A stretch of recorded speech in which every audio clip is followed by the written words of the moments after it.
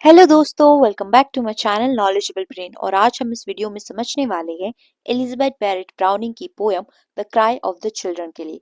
तो चलिए बिना टाइम वेस्ट करे वीडियो की शुरुआत करते हैं। दोस्तों, एलिजाबेथ बैरेट ब्राउनिंग का जन्म हुआ था 1806 में, उनकी डेथ हुई है 1861 में। उनकी नेशनैलिटी इंग्लिश थी और वो विक्टोरियन एज की फेमस पोएट रही हैं, जिन्होंने शादी की थी रॉबर्ट ब्राउनिंग से। वो जानी जाती है अपनी सोशली कॉन्शियस पोएट्री के लिए, वुमेन इश्यूज, चाइल्ड लेबर और इनजस्टिस के लिए। उनके फेमस वर्क रहे हैं sonnet from Portuguese, Aurora Leigh and the cry of the children. दोस्तों, अगर आपको फुल वीडियो चाहिए एलिजाबेथ बैरेट ब्राउनिंग के लाइफ और करियर पे, तो कमेंट सेक्शन में लिख के जरूर बताइएगा। दोस्तों, the cry of the children एक सोशल प्रोटेस्ट पोयम है जो पब्लिश हुई थी 1843 में उनकी कलेक्शन पोएम्स में। इस पोएम का बैकग्राउंड ये है कि जो एलिजाबेथ है वो काफी सारी रिपोर्ट से इंस्पायर हुई थी, जो कि चाइल्ड लेबर इन फैक्ट्रीज और माइंस पर बेस्ड थी during the industrial revolution in England. ये पोएम पब्लिश हुई है 1843 में पहली बार ब्लैक वुड्स मैगजीन में। इस पोएम की राइमिंग स्कीम है ए बी ए बी। इसका मीटर एनाबिक रिदम है जो कि सॉफ्ट और सॉन्ग लाइक है। इसके theme child labour, loss of childhood, social injustice, hypocrisy of a free nation, human sympathy and moral responsibility है। मूड इसका सैड, ट्रैजिक, डिस्टर्बिंग और इमोशनल है। चलिए अब इस पोएम को हम लाइन बाय लाइन पढ़ते हैं और समझते हैं। दोस्तों, इस पोएम में एक एपिग्राफ दिया गया है, यानी कि ओपनिंग कोट दिया गया है, जिसका मतलब है कि ये जो कोट है ये ग्रीक ट्रेजेडी मडिया से लिया गया है, जो हाईलाइट करता है चिल्ड्रन सफरिंग को बिकॉज ऑफ अडल्ट्स, यानी कि अडल्ट्स की वजह से कुछ बच्चे सफर कर रहे हैं। और इस पोएम की जो टोन है वो है ट्रैजिक। पोएम की शुरुआत में पोएट कहती हैं, डू ये hear the children weeping, O my brothers, ere the sorrow comes with years. They are leaning their young heads against their mother, and that cannot stop their tears. इन लाइनों में speaker कह रही है, poet society के लोगों से पूछ रही है, क्या तुम बच्चों के रोने की आवाज सुन रहे हो? ब्रदर्स कह के सबको वो मॉरली रिस्पॉन्सिबल बनाया गया है यहाँ पर। यानी कि वो हर किसी से पूछ रही है कि तुम सबको क्या बच्चों की रोने की आवाज आ रही है? और वो ये भी कहती हैं कि बच्चे तो फ्यूचर की चिंता से पहले ही दुखी हो गए हैं, जबकि उन्हें खुश रहना चाहिए था। बच्चे अपनी माँ से लिपट के रो रहे हैं। ये उनकी बेबसी को दिखा रहा है। माँ का प्यार भी उनका जो दुख है उसको कम नहीं कर पा रहा है। यानी कि बच्चों का दर्द इतना ज्यादा गहरा है। आगे स्पीकर कहती है, the young lambs are bleating in the meadows, the young birds are chirping in the nest, the young fawns are playing with the shadows, the young flowers are blowing toward the west, but the young children, oh my brothers, they are weeping bitterly, they are weeping in the playtime of the others, in the country of the free। इन लाइनों में वो कह रही है कि जो young animals हैं वो तो खुशी से, फ्रीडम से घूम रहे हैं नेचर में। यंग बर्ड्स हैं वो भी अपने घोंसलों में फ्रीली, पीसफुली जी रही हैं। यंग फॉन है, यानी कि जो यंग डियर है वो भी मजे में खेल रहे हैं, प्लेफुल इनोसेंस के साथ। यानी कि जो नेचर है वो तो फ्रीली जी रहा है, लेकिन ह्यूमन चिल्ड्रन एक्सेप्शंस हैं। ह्यूमन चिल्ड्रन जो है वो इंटेंसली रो रहे हैं सफरिंग की वजह से, और वो अपना राइटफुल चाइल्डहुड मिस कर रहे हैं, अपना बचपन मिस कर रहे हैं। इंग्लैंड जैसे फ्री कंट्री जिसे बोला जाता है, वहीं पर बच्चों को गुलाम बना रहे हैं। ये एक आयरनी है, एक बिटर आयरनी। आगे स्पीकर कहती हैं, do you question the young children in the sorrow, why their tears are falling so?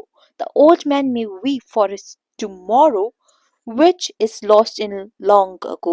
The old tree is leafless in the forest, the old year is ending in the frost, the old want, if striking in the sorest, the old hope is the hardest to be lost. But the young children, oh my brothers, do you ask them why they stand weeping so before the bosoms of their mothers in our happy fatherland? इस पूरे passage में poet पूछती है, क्या तुम सच में इन बच्चों से पूछोगे वो क्यों रो रहे हैं? जवाब ऑब्वियस है, एक्सप्लॉयटेशन। बूढ़ा आदमी अपने फ्यूचर के लिए रो सकता है क्योंकि उसका जो फ्यूचर है वो ऑलरेडी बीत चुका है। एक बूढ़ा पेड़ पत्तों के बिना होता है, जो कि नेचुरल है। एक साल भी ठंड के मौसम के साथ ही खत्म होता है। पुराना दर्द ज्यादा चुभता है, पुरानी उम्मीद टूटना मुश्किल होता है। फिर से बच्चों पर फोकस किया जाता है और कहा जाता है क्यों उन्हें ये सब सहना पड़ रहा है। क्या तुम सच में उनसे सवाल कर सकते हो? माँ के सामने भी उनका जो दुख है वो कम नहीं हो पा रहा है। हैप्पी फादरलैंड कहकर पोएट सोसाइटी की हाइपोक्रेसी को एक्सपोज करती हैं। अब तक हमने जाना है कि जो the cry of the children है एक पावरफुल विक्टोरियन प्रोटेस्ट पोयम है जो एक्सपोज कर रही है क्रुएल्टी को ऑफ चाइल्ड लेबर और क्वेश्चन कर रही है society say about moral consciousness.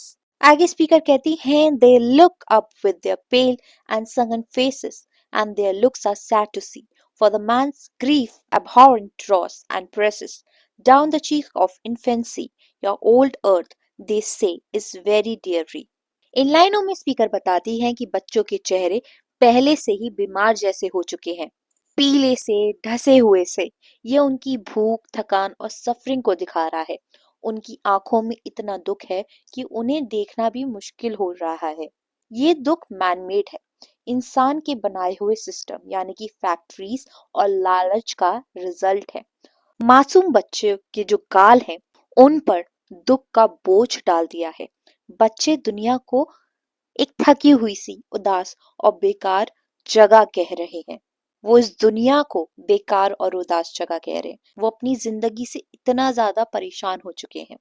आगे वो कहते हैं are young feet they say are very weak few paces have we taken yet are weary are grave rest in very far to seek.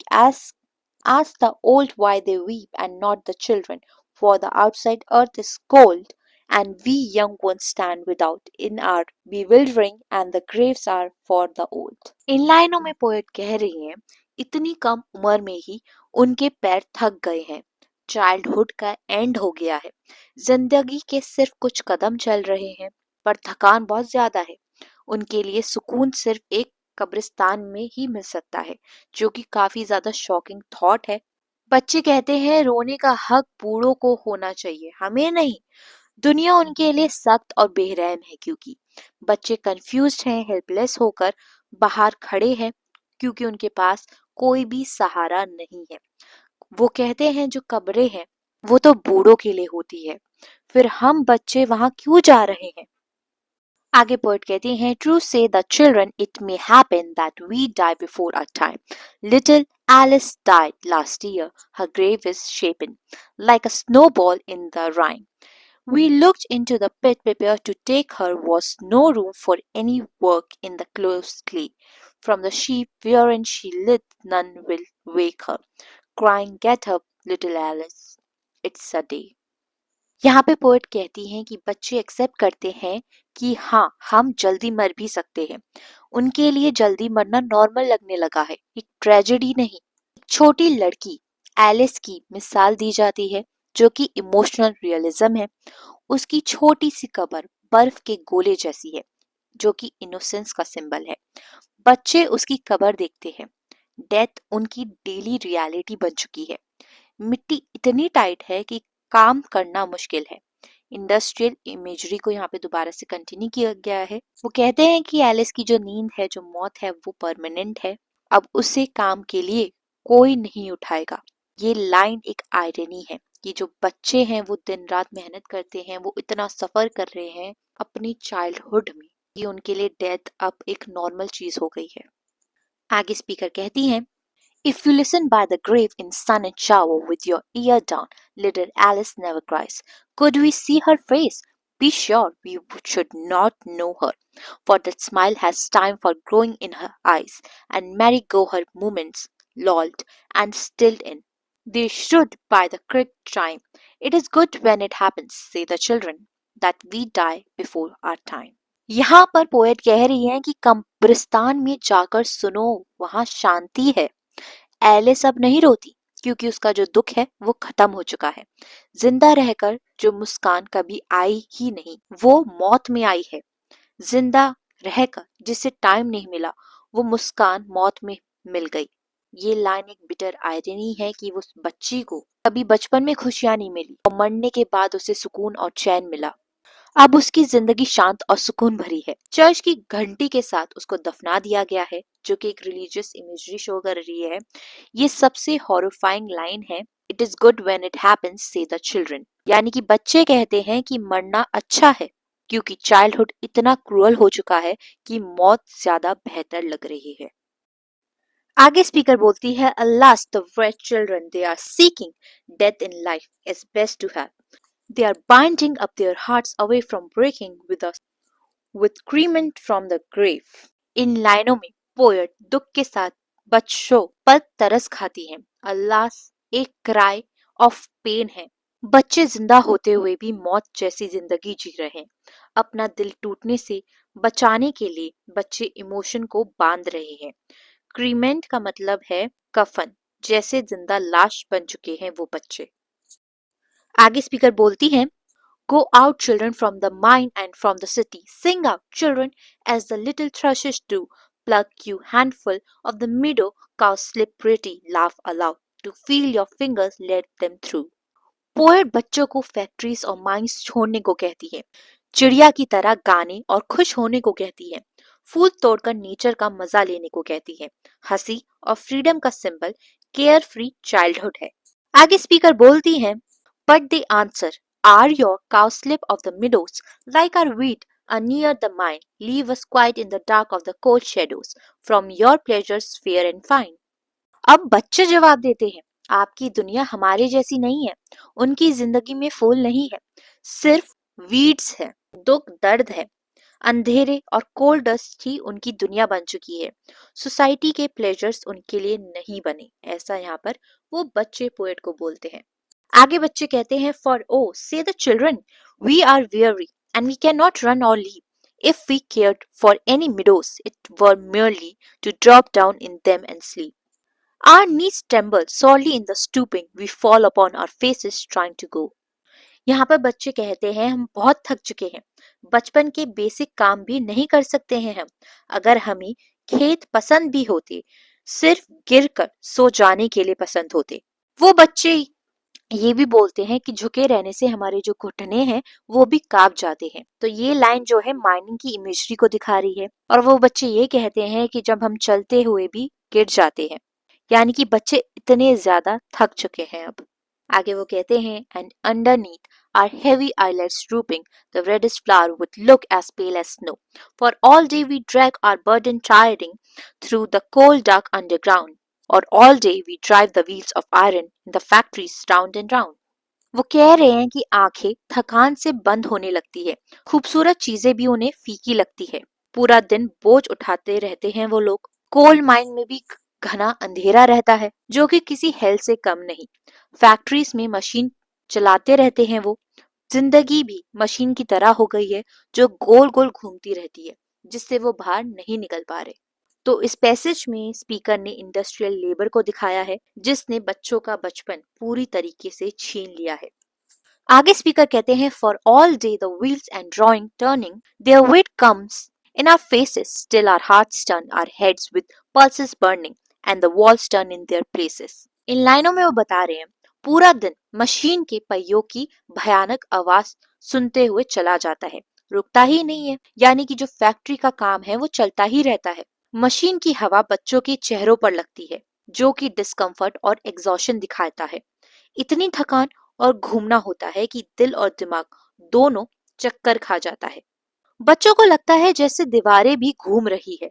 ये चीज दिखाती है कि बच्चे एक्सपीरियंस कर रहे हैं हेलोसिनेशन को, जिसकी वजह से उन्हें सब कुछ घूमता हुआ दिख रहा है।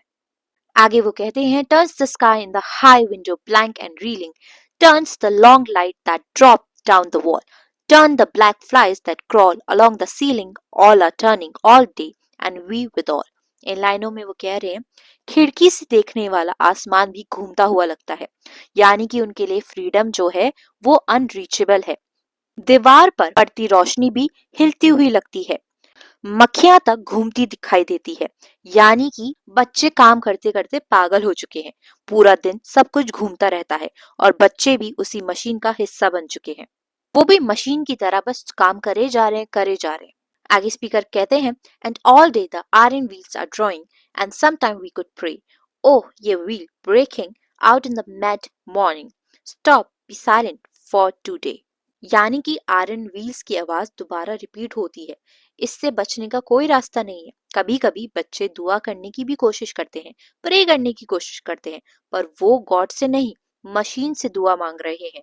सिर्फ एक दिन शांति से वो चाहते हैं, जो कि एक बेसिक ह्यूमन नीड बन चुकी है। वो बस एक दिन चाहते हैं जहाँ उन्हें इन मशीनों का शोर, ये आवाज सुनाई ना दे। आगे वो बोलते हैं, ये be silent, let them hear each other breathing for a moment, mouth to mouth, let them touch each other hand in a fresh breathing. Poet कहती है सोसाइटी से कि मशीन बंद करो ताकि बच्चे इंसान की तरह सांस महसूस कर सके। एक पल के लिए ही सही, ह्यूमन क्लोजनेस की डिमांड यहाँ पे पोएट कर रही है। बच्चों को दोस्ती, अफेक्शन महसूस करने दो। उनका बचपन अभी भी जिंदा होना चाहिए। वो एक चाइल्डहुड डिजर्व करते हैं। आगे कहती हैं, let them feel that this cold metallic motion is not all the life God fashions or reveals, let them prove their inward souls against the notion that they live in you or under you o wheels. यहाँ पे कह रही है, machine ही पूरी जिंदगी नहीं होती। भगवान ने जिंदगी को इस तरह नहीं बनाया है। उनकी आत्मा को ये समझने का तो मौका दो, मशीन के नीचे जीना जिंदगी नहीं है। ये तो बच्चों को समझने दो। और आगे कहती हैं, still all day the iron wheels go onward, as if fate in each was stuck, and the children's souls which God is calling sunward spin on blindly in the dark। यहाँ पे वो कह रही हैं कि पर कुछ नहीं बदलता, मशीन चलती ही रहती है, जैसे हर मशीन में किस्मत का हुक्म लिखा हो। भगवान बच्चों की आत्मा को रोशनी की तरफ बुला रहे हो, पर वो अंधेरे में ही फंसे हुए हैं। आगे कहती है, now tell the poor young children, oh my brothers, to look up to him and pray, so the blessed one who bless all the others will bless them another day। या वो कह रही है, पोएट सोसाइटी को challenge करती है। लोग कहते हैं कि भगवान से दुआ करो जो सबको आशीर्वाद देते हैं, पर अनदर डे कब आएगा, यानी कि होप कब आएगी, वो उम्मीद कब आएगी जब वो बच्चे अपना बचपन जी पाएंगे।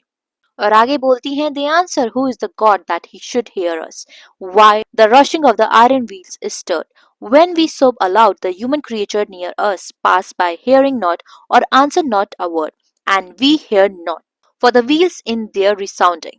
यहाँ पे स्पीकर बोल रही हैं, बच्चे का फेट टूट चुका है।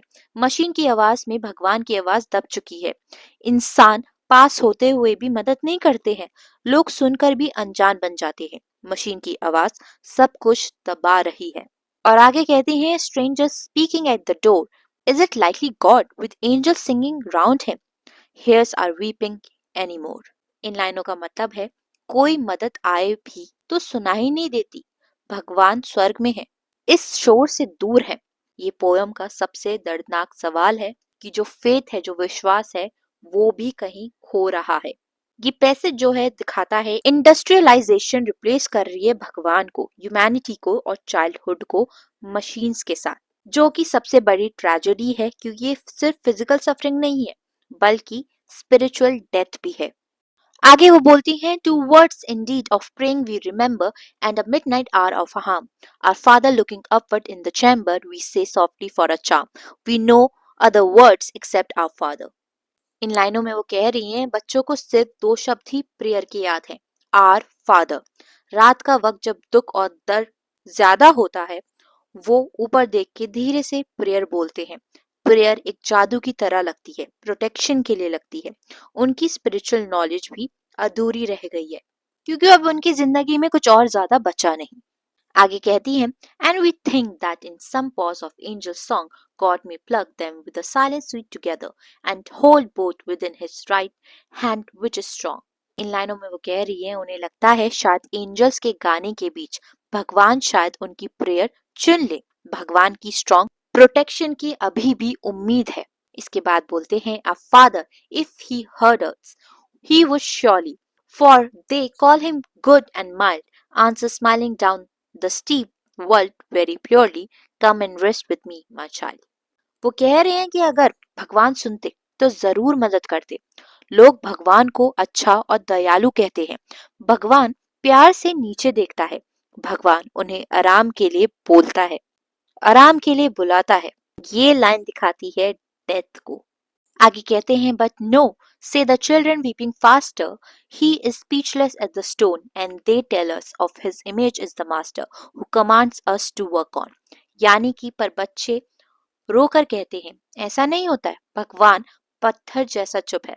उन्हें सिखाया गया है कि मालिक भगवान का इमेज है, जिनके लिए वो काम कर रहे हैं बच्चे, जो सिर्फ काम करने का ही हुक्म देता है। ये लाइन दिखाती है कि जो भगवान है उसको भी इन क्रूअल मास्टर ने रिप्लेस कर दिया। आगे कहते हैं, go to say the children up in heaven, dark we like turning clouds are all we find. Do not mock us. Grief has made us unbelieving. We look up for God, but tears have made us blind. वो कह रहे हैं, बच्चे यहाँ पे bitter tone में बोलते हैं, स्वर्ग में उन्हें मशीन्स जो है वो क्लाउड की तरह घूमती हुई लगती है। दुख ने उनका विश्वास तोड़ दिया है। आंखों के आंसू भगवान को दिखाई नहीं देते हैं शायद। और आगे कहते हैं, do ye hear the children weeping and disproving, O my brothers, what we preach? For God's possible is taught by his words loving, and the children doubt of each. Poet society से पूछती हैं, सुन रहे हो? तुम जो धर्म और morality सिखाते हो वो झूठ साबित हो रही है। भगवान का प्यार दुनिया के प्यार से समझा जाता है। जब दुनिया प्यार नहीं देती, भगवान पर भी शक होने लगता है। आगे बोलती है, and well may the children weep before you. They were weary ere they run. They have never seen the sunshine nor the glory which is brighter than the sun. बच्चों को रोना बिल्कुल सही है। दौड़ने से पहले ही वो बच्चे थक गए हैं। खुशी और रोशनी कभी दिखाई ही नहीं देती उन्हें। आगे कहते हैं, they know the grief of man without its wisdom. They sink in the despair without its calm. Are slaves without the liberty. In Christendom by the pang without the palm. इन लाइनों का मतलब है, दुख जानते हैं वो लेकिन समझते नहीं, क्योंकि उन्हें वो दुख और दर्द मिला है मेच्योरिटी से पहले। उनकी जिंदगी में सिर्फ दुख है, सिर्फ गम है, कोई शांति नहीं है। क्रिश्चियन नेशन होके भी वो लोग गुलाम है। दर्द है पर रिवॉर्ड नहीं है उन बच्चों के लिए। आगे बोलते हैं, are worn as if the age yet under traveling, no dear remembrance keep, are orphans of the earthly love and heavenly. Let them weep, let them weep. यहाँ पे बोला जा रहा है, बच्चे बूढ़ों जैसे थक चुके हैं। उनके पास कोई भी हैप्पी मेमोरीज नहीं है। भगवान ने और इंसानों ने उन बच्चों को प्यार से दूर कर दिया है। अब पोएट भी उनके रोने को जस्टिफाई कर रही हैं कि उनका रोना बिल्कुल सही है। आगे बोलती हैं, they look up with their pale and sunken faces and their look is dread to see, for they think you see their angels in their places with eyes meant for duty. इन लाइनों में वो बताती हैं कि फिर वही भूखे बीमार चेहरे, उनकी आंखें डरावना सच बता रही हैं। बच्चे सोचते हैं लोग उनकी मौत का इंतजार कर रहे हैं, जैसे वो ऑलरेडी स्वर्ग के लिए देखे जा रहे हो। यानी कि बच्चे भी अब मौत का इंतजार कर रहे हैं। और आगे बोलते हैं, How long they say, how long, O cruel nation, will you stand to move the world on a child heart? Stifle down with the mailed heel its palpitation and retreat onward to your throne amid the mart. यानी कि nation को directly cruel कहा गया है इन लाइनों में। Progress बच्चों के दिल को कुचल कर आगे बढ़ रही है। आयरन बूट से बचपन का दिल कुचला जा रहा है। यानी कि बच्चे उन मशीन्स के, उन फैक्ट्रीज के काम के बोझ में दब चुके हैं और पावरफुल लोगों को ही सिर्फ प्रॉफिट मिल रहा है। आगे वो बोलती हैं, our blood splashes upward, O our triumphs, and your purpose shows your path, but the child so cursed deeper in the silence than the strong man in his worth. यानी कि बच्चों का खून रूलर्स पर लग रहा है, यानी कि कोई मॉरल गिल्ट। रॉयल पर्पल भी खून से रंगीन है, यानी कि जो पावरफुल लोग हैं वो भी इन एक्सप्लॉयटेशन का हिस्सा है।